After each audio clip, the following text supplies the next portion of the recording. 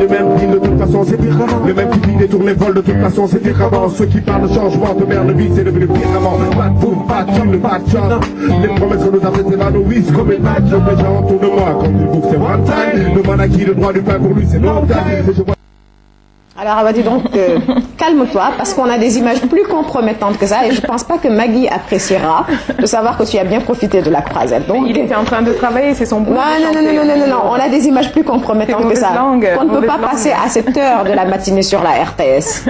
Voilà. Alors, je le disais tout à l'heure, pas de film africain cette année en compétition. Comment nos deux festivaliers ont vécu la situation? Pas de gaieté de cœur, hein, vous devez vous en douter. Ils sont conscients tous les deux que le 7e art sur le continent n'allait pas très bien, mais être à Cannes dans ce milieu les a confrontés d'une autre manière à la triste réalité, à la grand-messe du cinéma mondial.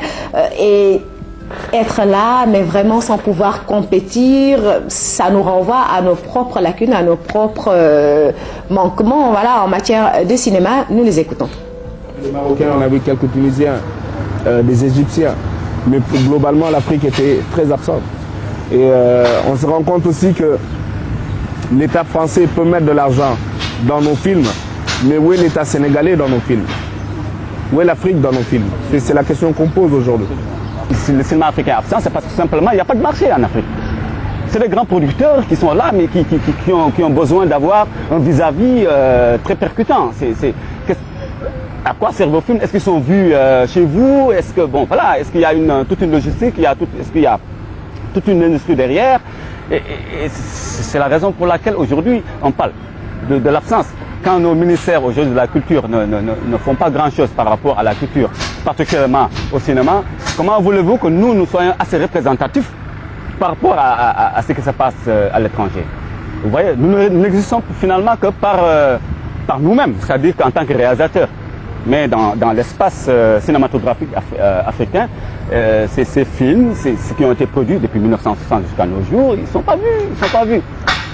Peut-être au niveau des festivals. Je pense qu'on sera toujours mis dans des sous-cases si chez nous, les gens ne mettent pas de l'argent. Les Marocains mettent de l'argent dans leur cinéma parce qu'ils respectent les cinéastes du Maroc. Les Tunisiens respectent le cinéma de Tunisie et mettent beaucoup d'argent. Ils te disent on n'a pas besoin de l'argent qui vient d'ailleurs.